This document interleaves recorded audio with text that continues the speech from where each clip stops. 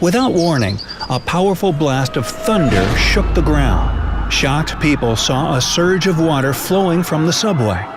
Fire and earthquakes made people seek shelter. The electricity suddenly went off, leaving nothing but panic and despair. That's how the end of the world started. Eric was terrified and trapped. Some doors were locked, and danger was lurking behind others. The young man had just 1 minute to choose between 4 doors. If he picked the correct one, he'd have a chance to get inside a shelter and survive. But behind the first door was a stone blockage that appeared after the earthquake. The second door hid a raging fire.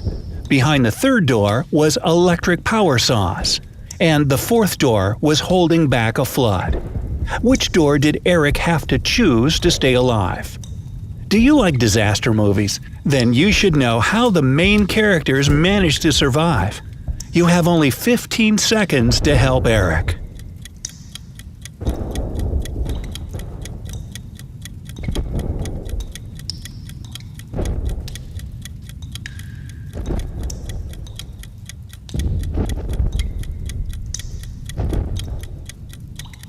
Have you figured out the solution? Door number 3 is the right answer. Did you remember that the electricity went off in the first minutes of the emergency? This is why the electric saws wouldn't harm Eric. If he chose the third door, he would have every chance of surviving the end of the world. Number 2. A murder on a Friday evening. Mark, the owner of a big house and a successful business, was found dead on a rainy Friday evening. The police stated that it was a murder. Despite being a rich and respectful man, Mark wasn't friendly or polite. He often mistreated people, so there were some who might wish him dead. On that tragic Friday, there were just 3 people in the house: a cook, a gardener, and a butler. It's no wonder that they became the prime suspects. When the police were questioning these people, they heard the following stories. At the time when the businessman was killed, the cook was in the kitchen preparing Mark's favorite pasta and salad. The gardener was outside watering the plants in the huge garden. As for the butler, he stated that he had been setting the table for dinner. Even though everyone inside the house had solid alibis, the police immediately arrested the murderer. Who was it? You have 15 seconds to solve this mystery and punish the criminal.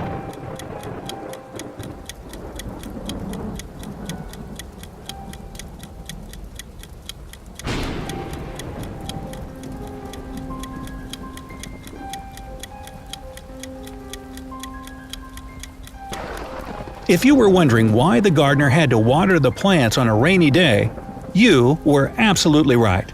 That's because he wasn't in the garden. He was killing his employer. Number 3. A killer clown mystery. There was a clown who worked only a few hours a day. But a colleague asked the clown to step in for him. The clown was helpful and friendly, so he agreed to help his colleague out.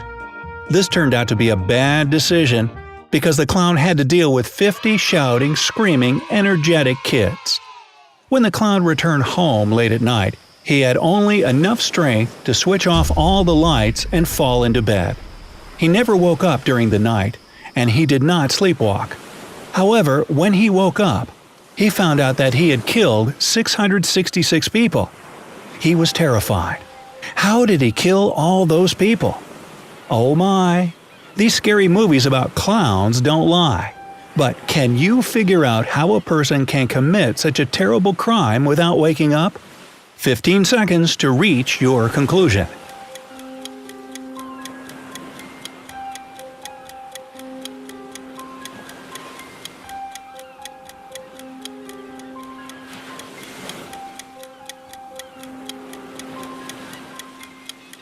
The explanation is that the clown lived in a lighthouse.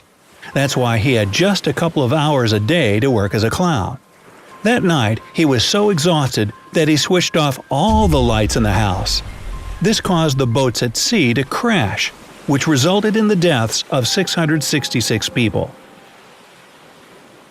Number 4. A murder in a locked room. Mr. Jones was found dead in his room in a pool of blood. However, there was no window in his room, and the door was locked from the inside. The police knew that Sherlock Holmes loved such mysteries, so they immediately called the detective.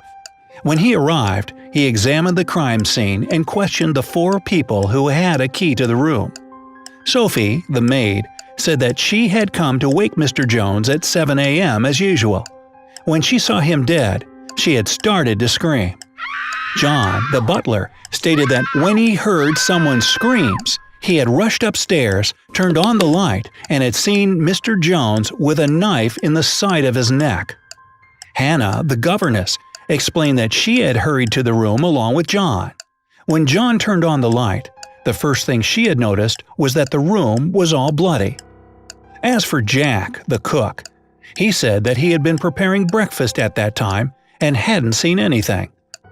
Sherlock immediately understood who the criminal was. Will 15 seconds be enough for you to figure it out?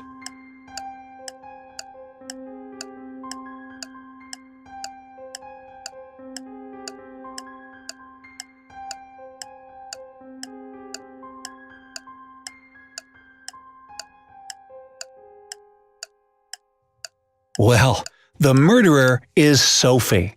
John and Hannah stated that the room had been dark, which is why John had to switch on the light. Sophie already knew that he was dead, which is why she did not need to turn the light on. How many riddles did you manage to crack? Which one did you find the hardest? Tell us in the comments below. And don't forget to click subscribe to stay on the bright side of life.